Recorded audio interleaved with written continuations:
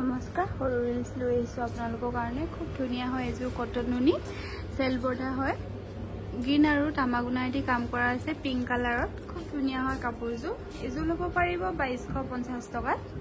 এখন মেখেলাখন হ'ব খুব ধুনীয়া হয় কাপোৰযোৰ সিম্পলত আৰু ধুনীয়াকৈ কৈ দিয়া আছে এনেকৈ সেল বৰ্ডা হ'ব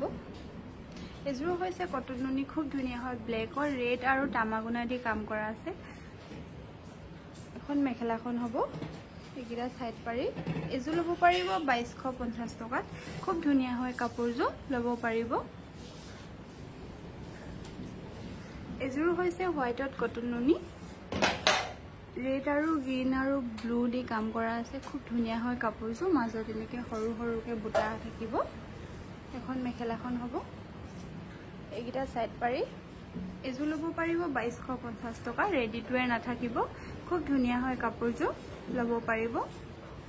এযোৰ হৈছে হোৱাইটত কটন নুনি ইয়েলো আৰু বেবি পিংকেদি কাম কৰা আছে খুব ধুনীয়া হয় কাপোৰযোৰ সৰু সৰু বিন্দি বুটা আছে এযোৰ ল'ব পাৰিব 2250 টকা ৰেডি টু ৱেৰ নাথাকিব এখন মেখেলাখন হ'ব এইগিটা সাইড পাৰি খুব ধুনীয়া হয় কাপোৰযোৰ ল'ব পাৰিব